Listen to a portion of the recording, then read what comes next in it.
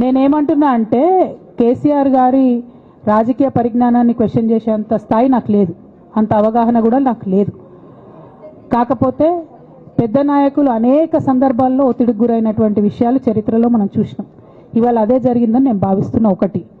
రెండు, నేను ఈ లేఖ అనేటటువంటిది రిలీజ్ అయిన తర్వాత ఎప్పుడు కేసీఆర్ గారికి కొంచెం ఇబ్బంది జరిగినా, అది కాళేశ్వరం కమిషన్కి వారు పిలుపుకొచ్చినా, 2 సార్లు వారు యశోద హాస్పిటల్కి వచ్చినా, నా చిన్న కొడుకు అమెరికాకి తీసుకెళ్లే సందర్భమైనా నేనే వారి దగ్గర పోయినా. నాకేం బేషణం ఉంటుంది, ఆయన మా నాన్న కదా. నేను పోయిన తర్వాత ఈ దుష్ట చతుష్టయం ఏదైతే ఉన్నదో, ఈ ఇద్దరు 2 గ్యాంగులు ఏవైతే ఉన్నాయో అక్కడ జరగనిది జరిగినట్టుగా మీడియాలలో విచిత్రమైన వార్తలు రాపించారు. ఎంత ఘోరం అంటే, నేను నా కొడుకుని తీసుకపోతే నన్ను గన్మెన్లు రాలేదట. జరుగుతుంది అని ఎక్కడన్నట్ల. ఇటువంటివన్నీ మెయిన్ స్ట్రీమ్ పత్రికలు రాస్తాయి. మరి విచిత్రం నాకు అర్థం కాదు. మెయిన్ స్ట్రీమ్ పత్రికలు అనేటటువంటి ఇట్లాంటి వార్తలు మరి ఆడ ఎవరు లేని కూడా లేరు. ఎవరు చెప్పిరు, ఎందుకు రాపిచ్చిరు?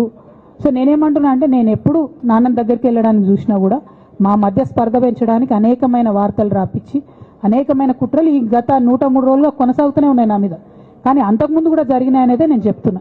అందులో భాగంగానే రాఖీ రోజు కూడా ఒక 24 గంటల ముందే నేను అన్నకు కూడా మెసేజ్ పంపిన. అన్న రేపు రాఖీ ఉంది, నేను వచ్చి కడతాను, మీడియా లేకుండా వచ్చి కడతాననే మెసేజ్ పంపిన.